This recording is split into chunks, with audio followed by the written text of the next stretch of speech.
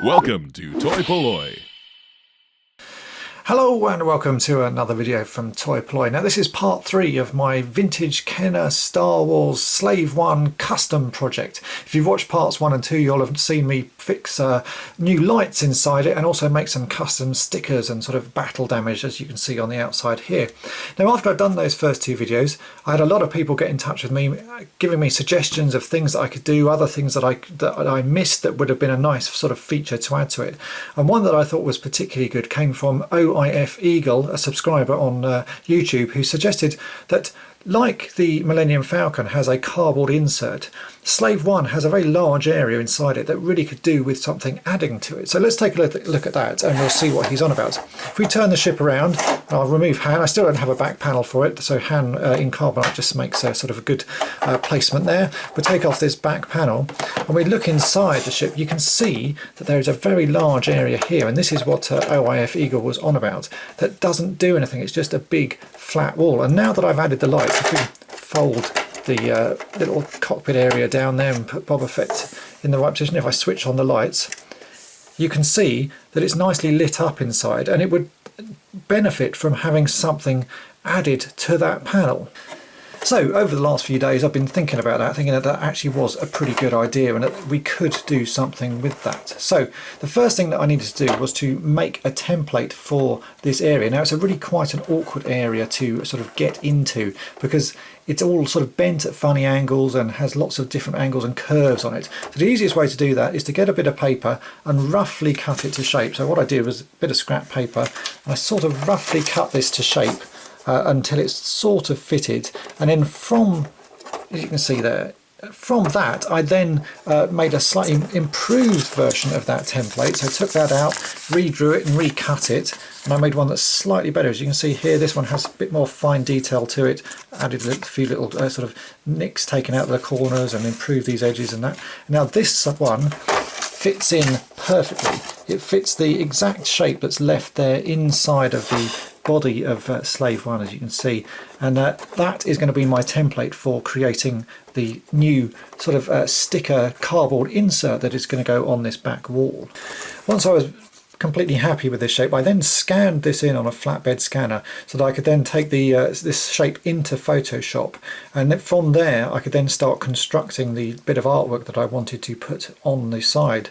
Now for creating something like this, I sort of take my inspiration from not only the stickers that I've already created for the rest of this sort of custom project, but I also take a look at some other stickers that Kenner produced for other toys. So in particular on this one, things like the inner cardboard that was created for the Millennium Falcon, because that's a particularly nice piece of artwork and fits the ship quite well.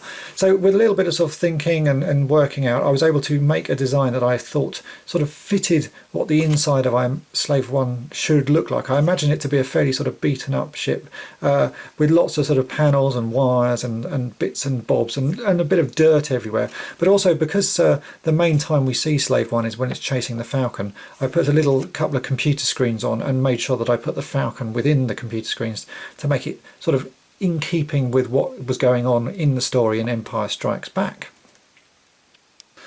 After a few hours work and a bit of toing and froing, sort of redesigning bits that I wasn't quite happy with, I ended up with this, and as you can see here, this is my final design. I printed this out on just photo quality printer paper and it looks pretty nice. I'm really happy with how that's come out, and I think that should look quite nice inside the cargo hold there of Slave 1. So obviously this is on paper, and what we really want is it on a piece of card, and the best place to get card is actually from the printer paper. If you buy a lot of printer paper like I do for these various projects, a lot of the packs come with a very nice sheet of white card, as you can see here. This was inside the latest pack of printer paper I got, and it's pretty sort of, it's not thick, but it's sort of pretty nice quality card. So what we've got to do is cut this out, and then we'll glue it onto the white card, and then we'll cut this out neatly, and that should make a nice sort of insert that we can then fit inside the Slave 1. So let's get this bit prepared and we'll get it attached to Slave 1.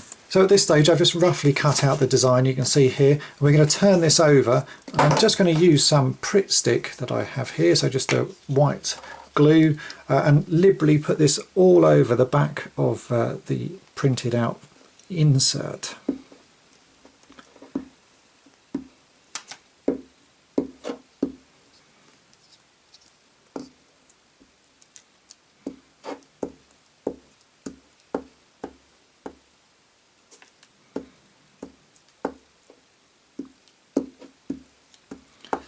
like so. And then I'm going to carefully glue this just onto one corner of the card. This card is very useful, so I don't want to waste it because I will use this on some other projects in the future. So I'm just going to carefully glue that down. Make sure that's good and firmly glued down, and then once it's dry we can cut this out. Right, that's now had time to dry, so now I'm going to cut this out to the proper proportions, which is just inside the slightly lighter grey line that I put around the edge of my prints, like so.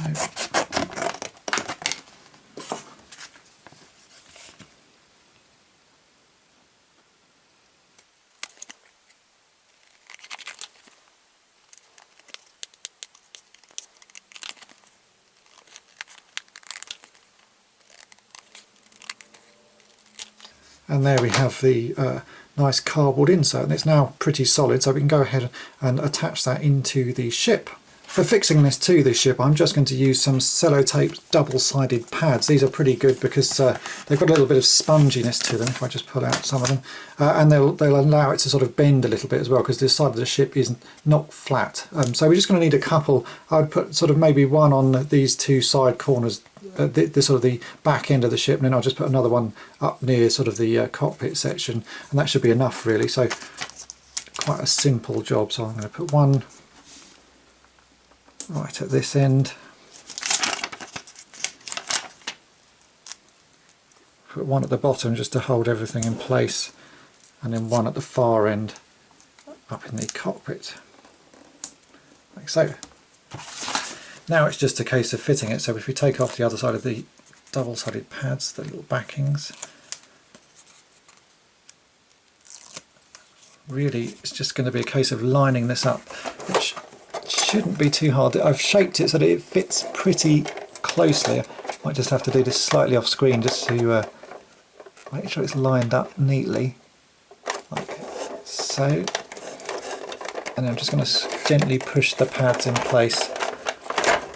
And there we have it. That's fitted pretty well. As you can see, that does actually add quite a lot of detail to the inside of the ship. And as you can see, what I was saying earlier, I've added sort of little bits of cabling and lots of electronic panels and a couple of little monitor screens there with the Falcon on and some other details, just to make it sort of in keeping with what happens in The Empire Strikes Back. I'm pretty pleased with how that looks. That's a really nice addition there. I wish I'd thought of that earlier. So just a quick test here with the lights off in my room, so it's a little bit darker, and you can see that the light I put inside does light up that panel quite nicely, and it's nice to see Boba Fett there with a little bit more to do once he's in this sort of forward position inside the cargo hold. And so there we have it. That's the end of part 3 of this vintage Kenner Star Wars Slave One custom project. I do want to say a big thank you to OIF Eagle for suggesting that on the YouTube comments section underneath the previous video. That was a great suggestion, and it really does add quite a lot to the ship. If you've enjoyed this video and would like to help out toy-polloi, then please check out my Patreon page. Links to that will be in the description for this video. And also, if you want to download the PDF files for this project, then please go to toy-polloi.com, where you can find this and many other PDF files for other projects that I've worked on. So I hope that's been of interest to you all, and thanks for watching. Thanks for watching toy-polloi. Subscribe for more great videos. You can also follow toy-polloi on Twitter and Facebook.